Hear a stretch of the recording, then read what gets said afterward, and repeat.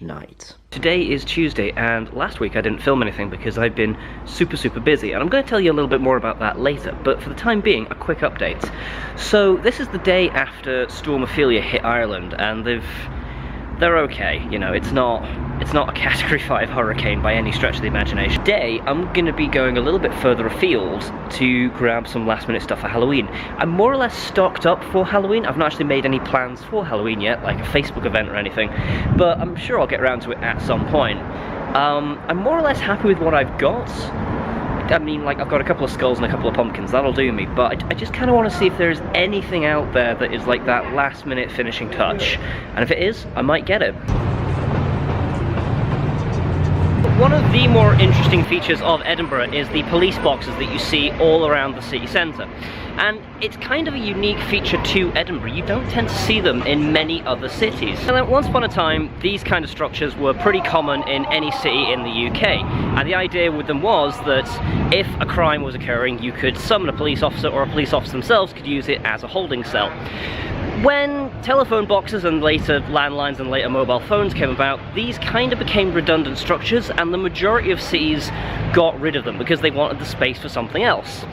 Edinburgh didn't, and that's very unusual because aside from one or two places in the UK where there's one or two, Edinburgh kept all of them. To this day, a lot of them are still kind of just stood there derelict, but the ones that aren't are the ones that are interesting.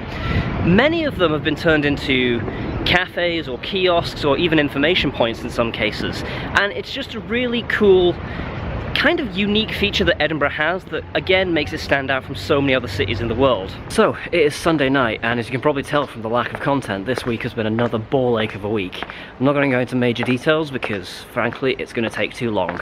What's happening at the minute is we're off to Sinead to watch a terrible 80s horror film and probably drink quite a bit of wine. A few hours later, and I've basically tanked an entire bottle of wine to myself, and we watched a film and I didn't like it very much, and Mo wants me for something. But you've probably noticed that noise behind me, and I'm going to talk about what that is. So, I have an induction at work tomorrow, and the printer at work is more or less completely broken. So, I'm having to print all of our documentation here.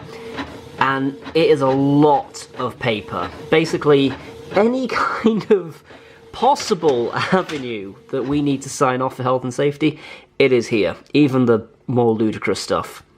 And I think the printer just died or gave up. That is another week in the bin, and I am celebrating by having some nice food. There is definitely too much chicken on this plate, but I don't care. So I finally started making plans to do something of mine for Halloween, and I'm kind of happy with the idea that I had. I just kind of wish that these would, you know, stay facing forward, but you can't have everything.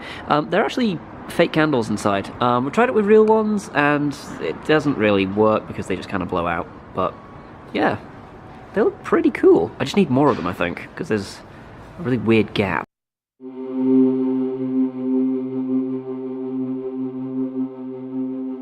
So it's currently 1 in the morning, and I'm quite peckish, and I'm also editing a video, and I want to eat what's in here, so I'm going to quickly just open it and talk about what's in it. There are some super cookies with cœur fondant. Cookies filled with chocolate. We've got more of this shit. If you've not seen me review these, then there is a video kicking about where they gave us some of these. They're called hippies, and they're not very nice. We've got some Heinz hoops. Great. The feel-good, refreshingly still orange mango water. No, orange mango and water. Of course there's water in it, it's a drink. It is in not my language. It's couscous. Oh my god, it actually is totally foreign. It's in Italian. The English says ready meal made from couscous with vegetables. I think that's been Google translated, but okay, cool, couscous. A misfortune cookie by Kex. Alright, I'm gonna crack this open. I want to know what my misfortune is. Alright. So oh, that's falling apart. Right, I'll get back to the cookie in a second. My misfortune, however, is you were out when Lady Luck knocked on your door. That's just sad. Okay, let's try the cookie, because it looks like it's been in an incinerator. Something that has been battered. I don't mean battered and fried, I mean it has been beaten up. The real oh, it's like a lump of hot chocolate and you stir it in using milk on the hob. Cool. A sachet of soy sauce that I think they may have stolen from a Chinese buffet. Great. Cheers, lads. So, using the spiced shepherd's pie, using the salt, we can make a shepherd's pie with it. Great, cool. Yeah, let's just bang on about everything else. We could have had different variants of the hippies. Presumably they have overstock from last time. And the Halloween items are the Millions gift jar and the Misfortune cookie.